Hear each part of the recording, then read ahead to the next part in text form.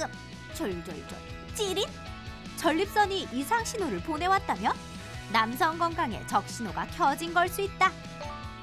실제로 중장년 남성 가운데 밤낮 없는 배뇨 장애로 불편함을 느끼는 이가 꽤 많은데, 약해진 소변 줄기나 잔뇨감, 혈뇨, 요통과 척추 통증 등 증상들을 단순한 노화라고 여겨 방치하기 쉽지만 이미 병이 진행된 전립선 암일 가능성도 있어 주의가 필요하다고? 톡톡 건강 토크, 오늘은 남자를 울리는 다양한 전립선 질환에 대해 알아본다. 네, 요즘같이 아침 저녁으로 일교차가 큰 때 더욱더 조심해야 되는 질환이 있습니다. 바로 전립선 질환인데요. 그 가운데 대표적인 질환인 전립선 비대증은 우리나라 45세 이상 중년 남성이 무려 절반가량이 경험할 정도로 아주 흔한 질환이라고 합니다. 네, 톡톡 건강 토크, 오늘은 남자들만 아는 고통, 이 전립선 질환에 대해서 자세히 알아볼까 합니다. 네. 오늘 도움 말씀 주실 분 나와 주셨는데요. 네. 대구 가톨릭대학교 병원 비뇨의학과 박재신 교수께서 나오셨습니다. 네, 안녕하십니까? 반갑습니다. 반갑습니다. 네, 그럼 먼저 3분 브리핑을 통해서 전립선 질환의 종류부터 살펴보도록 하겠습니다. 교수님 부탁드리겠습니다. 네. 먼저 전립선이 어떤 기관인지 말씀드리겠습니다. 그 사진에서 보시다시피 방광이 있고 전립선이 방광 바로 밑에 있고 전립선 가운데로 요도가 통과를 해서 소변이 통과하는 그런 장기가 되겠습니다. 물론 남성 생식기의 하나고, 이 전립선 질환은 크게 세 가지인데, 젊을 때 생기는 병은 전립선염, 나이 든 노인에서 생기는 병은 전립선이 커지는 비대증과 전립선 암이 있겠습니다. 먼저 전립선 비대증을 소개를 드리면은, 왼쪽에 있는 사진은 이제 젊을 때 전립선 크기, 밤톨만한 크기가 되겠고, 오른쪽이 나이가 들면서 누구나 한테서, 남자한테서 오는 전립선 비대가 되겠습니다. 그래서 사진에 보시는 바와 같이 전립선 비대가 되면은 그 가운데로 통과하는 요도가 압박이 돼서 배뇨가, 소변 보는 게 문제가 되겠습니다. 그게 바로 전립선 비대증입니다. 그래서 대부분 이제 전립선 비대로 인해서 소변이 문제가 되기 때문에 약물을 쓰는데, 그 알파 차단 약물과 또 전립선 크기를 적게 하는 항남성 호르몬을 사용하게 되겠습니다. 이 약물을 쓰면은 이제 고혈압 약을 먹듯이 매일 약을 먹게 되는데, 그 부작용은 그 기립성 저혈압, 어지럼증이 되겠죠. 또 하나는 사정장애가 되겠습니다. 약물을 이제 매년 수년 동안 계속 먹게 되겠는데, 안 먹는 경우보다는 먹는 경우가 합병증이 적지만 약을 먹더라도 나중에 소변을 못 보는 요폐가 올 수도 있겠습니다.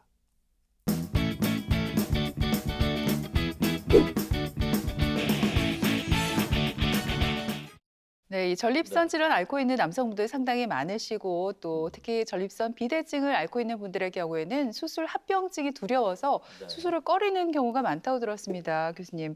그럼에도 불구하고 전립선 비대 수술을 꼭 받아야 하는 사람이 있다고요? 예. 전립선 비대에 대해서 약물을 치료를 하게 되는데, 약을 먹더라도 나이가 들면서 소변을 못 보는 경우가 있겠습니다. 이럴 때는 내시경 수술을 할 수밖에 없게 되겠고, 또 이제 약 먹는 게 상당히 또 이제 힘들어하는 그런 분들한테도 수술이 필요하겠고, 또 약물에 대한 부작용, 아까 말씀드린 대로 그런 게 있기 때문에 이런 분들은 전립선 비대에 대한 내시경 수술을 하게 되겠습니다. 말씀하신 대로 이 전립선 비대 때 수술을 받아야 되는 경우도 많지만, 교수님, 제가 듣기로는 이 전립선 비대증 수술도 여러 가지 방법이 있다고 들었거든요. 어떻게 종류가 나뉘는 거예요? 아주 옛날에는 이제 그 개복해서 전립선 비대 수술을 했지만, 지금은 개복 수술은 거의 안 하고 내시경 수술을 하게 되겠습니다. 두 가지 방법이 있겠는데, 하나는 전기를 사용하는 경요도적 전립선 절제술, 또 최근에 많이 사용하는 경요도적 전립선 레이저 수술이 되겠습니다. 레이저는 홀륨 레이저, KTP 레이저, 기타 레이저로 나누게 되겠는데, 그림에서 보시는 바와 같이 경요도적 전립선 절제술은 전기를 이용해서 이 전립선을 절제하는 그런 수술이 되겠고, 홀랩 레이저 수술은 레이저를 이용해서 전립선을 몽땅 닫기 제거하는 수술이 되겠습니다.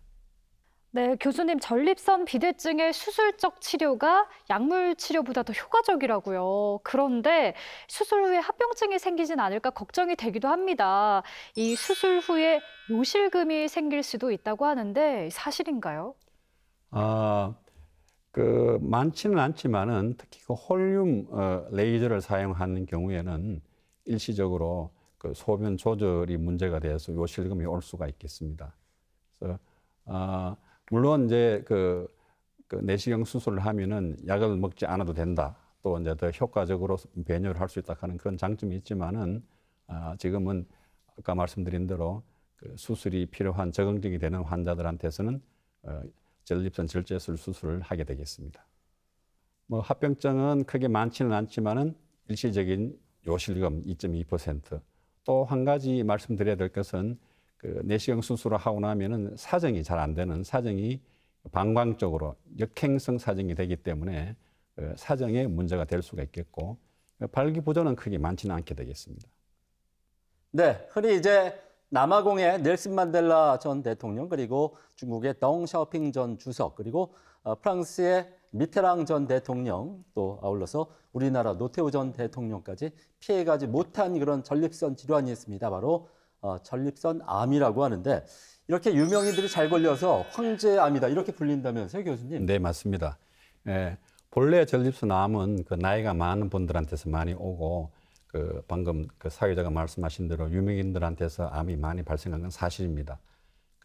전 세계적으로 전립선 암 분포 지도를 보면은 북미, 미국과 캐나다, 또 북유럽, 또 호주 이런 이제 백인들이 많이 사는 그런 지역에서 굉장히 전립선 암이 많고, 아시아에서도 우리나라, 일본 같은 데서는 지금 전립선 암의 빈도가 상당히 많이 증가를 하고 있습니다. 여기 미국의 예를 들면은 미국 암 발생률 1위가 전립선 암이 되겠습니다. 그래서 21%가 되겠고, 또 그 사망률도 폐암 다음으로 2위가 되겠습니다. 그래서 모든 암 중에 제일 많은 암이 전립선 암이 되겠죠. 우리나라 2013년 통계에서 보면은 위, 대장, 폐, 간에 의해서 5번째 암이 바로 전립선 암이 되겠습니다. 그래서 이 평균 수명이 늘어남에 의해 갖고 노인에서 많이 생기는 암이기 때문에 우리나라에서도 상당히 빈도가 많이 증가를 하고 있습니다. 그래서 평균 진단 시 연령은 65세에서 67세. 그래서 50세 미만 환자는 전체 2%밖에 안 될 정도로 이 전립선 암은 노인에서 생기는 암이다 이렇게 보시면 되겠고, 진단을 하기 위해서 매년 혈청 전립선 특이 항원 검사를 많이 하게 되는 그런 이유가 되겠습니다. 물론 이제 가족력이 있으면은 아버지가 전립선 암일 때는 2.2배, 형제가 일 때는 3.4배의 빈도가 더 높게 나오겠습니다. 그래서 이 전립선 단면도를 나타내는 그림인데, 왼쪽에는 정상적인 그런 전립선 조직인데 가운데 보이는 게 요도가 되겠고, 오른쪽에 보이는 게 아까 제가 말씀드린 전립선 비대증 단면도가 되겠습니다. 그래서 전립선 비대증은 주로 이행대라 그래서 배뇨와 관련되는 그런 부위에 이제 커지는 게 전립선 비대가 되겠고, 아래쪽에 있는 게 전립선 암이 되겠는데, 전립선 암은 주변 부위에서 많이 생깁니다. 그래서 이 증상이 빨리 나타나지 않게 되는 그 이유가 전립선 발생하는 위치가 배뇨와 관련 없는 부위에서 발생하기 때문에 진단이 늦게 되는 그 이유가 되겠습니다. 교수님, 그렇다면 이 전립선 암에 걸리게 되는 원인은 뭔지 궁금한데요. 이 황제의 암이라고 불리는 만큼 서구화된 식습관과 연관이 깊은 건가요? 네, 맞습니다. 그래서 물론 이제 이게 도표에서 제가 보여드린 대로 유전 물질의 손상, 또 성장 인자들 간의 불균형, 또 뭐 가족력 이런 게 있지만은 그래도 이 먹는 음식이 상당히 영향을 많이 미칩니다. 그래서 우리나라에서도 과거에는 지금과 전립선암이 많지 않았습니다. 그런데 이제 우리가 잘 살게 되면서 서구식, 특히 지방이 많은 육류를 많이 섭취함으로 인해서 그게 바로 전립선암 발생과 관련이 있다는 그런 의학적인 증거들이 지금 많이 제시가 되고 있는 상태입니다. 네, 더불어서 이 전립선암이 남성암 5위에 지금 자리하고 있지만은 진행이 좀 느린 자비로운 암으로 여겨져서 조기 진단에 좀 소극적인 그런 경향들이 많이 있다면서요. 네, 그렇습니다. 그래서 다른 암도 마찬가지지만은 암은 초기에는 증상이 없습니다. 그래서 이제 증상이 나타날 때는 벌써 암이 많이 진행이 된 거죠. 그 전립선암도 마찬가지인데 70에서 80%가 그 전립선의 주변부 말초대에서 생기기 때문에 대부분 증상이 없고, 그래서 50세가 이후가 되면은 이제 증상이 없더라도 이제 검사를 해서 진단을 해야 되기 때문에 이제 그 진단 늦게 되는 그런 이유가 되겠는데, 진단 방법을 소개해드리면은 직장 수지 검사, 경직장 초음파 검사, PSA 혈액 검사가 되겠습니다. 그래서 좀 더 구체적으로 말씀드리면은 직장 수지 검사라는 것은 전립선은 이 골반 내 깊숙하게 있는 위치지만 우리가 전립선을 만져볼 수 있는 방법이 있습니다. 바로 이 글로브를 끼고 손가락으로 항문으로 이렇게 전립선을 만져볼 수가 있습니다. 그래서 만져봤을 때 정상적인 전립선과 이 암일 때의 전립선과의 느낌이 틀립니다. 그래서 직장 수지 검사를 반드시 하게 되겠고, 또 한 가지는 간단한 피 검사로, 혈액 검사로 이 정상적인 그 전립선 특이 항원, 즉 PSA의 수치를 우리가 측정을 함으로 해서 간접적으로 그 암을 진단할 수가 있겠습니다. 그래서 보시는 바와 같이 PSA 수치가 2.5 이상인 경우에는 25에서 30%, 그러니까 10분 중에 두세 분은 암이 이제 진단된다는 거겠죠. 그래서 이제 이 전립선 특이 항원이 상당히 유용한데, 진단할 때 또 수술하고 난 다음에도 그 치료 후 경과 예측을 할 때, 또 재발할 때, 그걸 이제 할 때의 PSA 검사를 이용하게 되겠습니다. 조직 검사는 그 경직장 초음파를 하면서 12군데 전립선 조직을 떼서 보는 그런 검사가 되겠는데, 전립선 경직장 초음파 검사에서 전립선암이 진단이 되면은 그럼 어느 정도 이제 전립선암이 진행됐는지 알기 위해서 MRI, 복부 CT, 또 골주사 사진을 찍게 되겠고, 이 사진은 MRI 사진, 빨갛게 표시한 부분이 바로 전립선이 되겠고, 이 사진은 골주사 사진이 되겠습니다. 그래서 이 전이가 되는 경우에는 전이가 대부분 먼저 이제 그 뼈로 척추로 가기 때문에 저는 골주사 사진으로 진단을 하게 되겠습니다. 네, 전립선 암에 대해서 알아보고 있는데요. 앞에서 교수님께서 말씀해 주셨지만 초기에는 뭐 별다른 증상이 없다고요. 그래서 많은 분들이 이 증상이 나타나고 병원을 찾으면 이미 병이 진행된 상태 아닐까요? 네, 그렇습니다. 그래서 증상이 없을 때, 특히 이제 아까 제가 말씀드렸지만은 남자에서 50세 이상이 되면은 전립선 특이 항원 검사를 반드시 해봐야 된다. 그때는 아무런 증상이 없습니다. 그래서 이제 초기에는 증상이 없고, 이제 이 전립선 암이 커져 갖고 이제 그 전립선 주변부에 있는 암이 커져서 배뇨에 이제 문제가 될 정도로, 예를 들어서 소변에 피가 나온다든지, 또 사정시 통증이 온다든지, 그 정액에 피가 나온다든지 할 때는 벌써 상당히 이제 암이 진행이 된 거죠.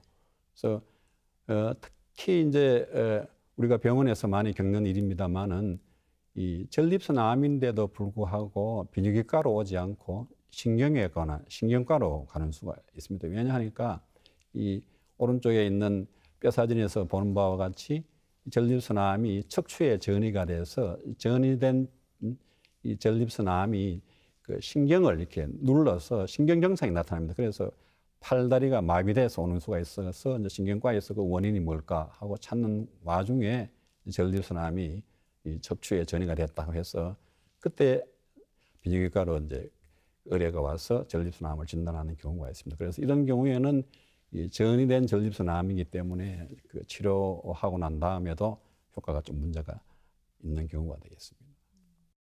자, 이렇게 전립선암의 병기에 대해서 저희가 알아보고 있는데, 그 병기에 따라서 치료 방법도 물론 충분히 달라질 수 있을 것 같습니다. 교수님, 다행히 그 초기라면은 치료가 좀 쉽게 이루어지지 않을까 그런 생각이 드는데 실제로 어떻습니까? 네, 그렇습니다. 요새 또 로봇도 도입돼서 전립선암의 수술도 많이 합니다만은 1기, 2기 전립선암은 수술로 하면은 그 완치를 기대를 해도 됩니다. 그래서 치료가 수술이 주로 되겠는데, 물론 또 요새 또 방사선 치료 기기도 많이 좋아져서 방사선 치료도 하기도 합니다만은 1기, 2기 때는 수술이 주가 되겠고, 전이가 됐을 때는 또 호르몬 치료, 또 방사선 치료 그쪽으로 가게 되겠고, 마지막에 소개해드릴 것은 이제 적극적 감시라는 그런 방법도 있습니다. 이거는 이제 초기 전립선암이라도 다 똑같이 악성 정도가 나쁘지는 않더라. 초기 전립선암 중에서도 상당히 이제 그 암이 순하게 작용하는 그런 암은 바로 개복 수술 혹은 전립선암을 절제하는 그런 수술을 하지 않고 일정 기간 이제 지켜보는 그런 방법이 되겠습니다. 그래서 크게 말씀드려서 그 전립선암을 나눈다 그러면은 1, 2기 초기 전립선암은 약 7, 80%, 3기 암은 15에서 20%, 4기 전이암은 5에서 10%가 되겠습니다.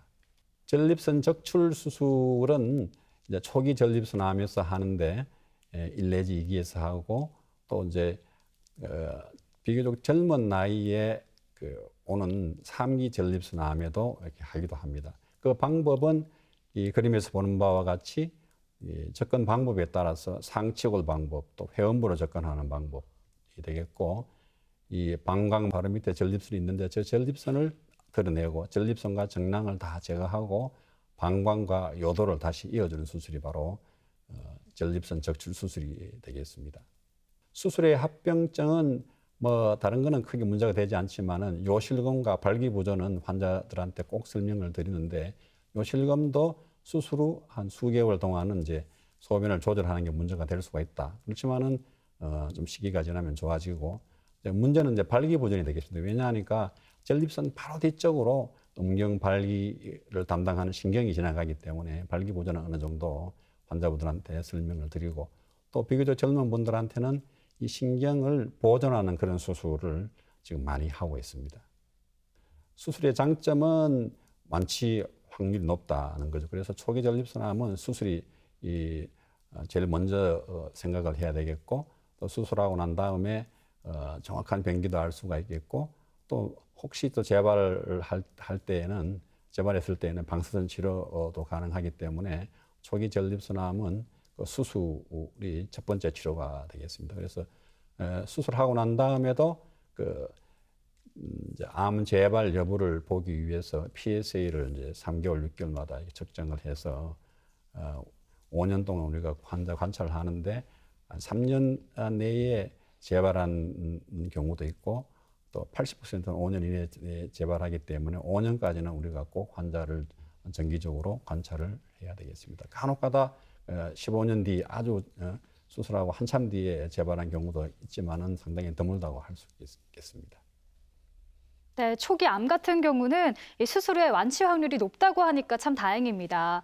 교수님, 그런가 하면요, 이 전립선암이 방사선 치료가 적극적으로 활용되는 대표적인 암 중에 하나라고 들었거든요. 맞는 말인가요? 네, 그렇습니다. 요새 또 방사선 치료 기계가 많이 발전을 해서 주변 장기 조직에 영향을 전혀 주지 않고 전립선에만 이제 치료를 할 수 있는 그런 기계들이 많이 개발됐기 때문에 국소 전립선암 혹은 국소 전립선암보다도 약간 진행된 그런 전립선암에서는 방사선 치료를 하기도 합니다. 또 전립선 암 수술을 하고 난 다음에 보조적인 그런 치료로 방사선 치료를 하기도 합니다. 또 이제 아까 제가 잠깐 말씀드렸습니다만은 그 저위험도 암에서는 수술을 하지 않고 적극적 감시하는 방법도 있다는 걸 말씀을 드리겠습니다. 이제 문제는 초기 전립선암이 아니고 진행된 전립선암에 대한 치료인데, 이때는 이제 수술에 적응증이 되지가 않고 이제 남성 호르몬 치료를 하게 되겠습니다.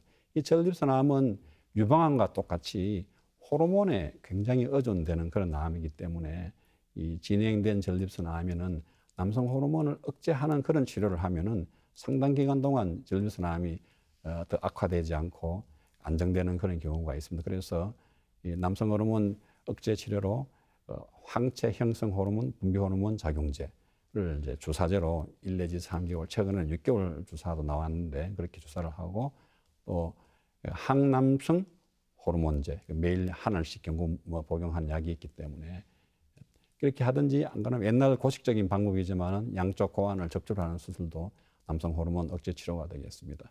또 일정 기간 동안 이 호르몬 치료에 잘 듣다가 이 호르몬 치료에 잘 안 듣는 그런 단계에 진행하면은 그다음에 이제 또 암이 또 더 악화되는 그런 경우가 되겠는데 이런 경우에는 항암 치료한다든지 또 최근에 개발된 새로운 남성 호르몬 억제제 엑스탄디자이티 같은 이런 좋은 약물이 나와서 환자들한테 희망을 주고 있습니다. 네, 이렇게 전립선암의 치료 방법을 살펴봤는데요. 끝으로 전립선암의 조기 발견이 왜 중요한지 그 이유를 좀 알려주시고요. 오늘 하신 내용을 간략하게 정리를 해주시죠.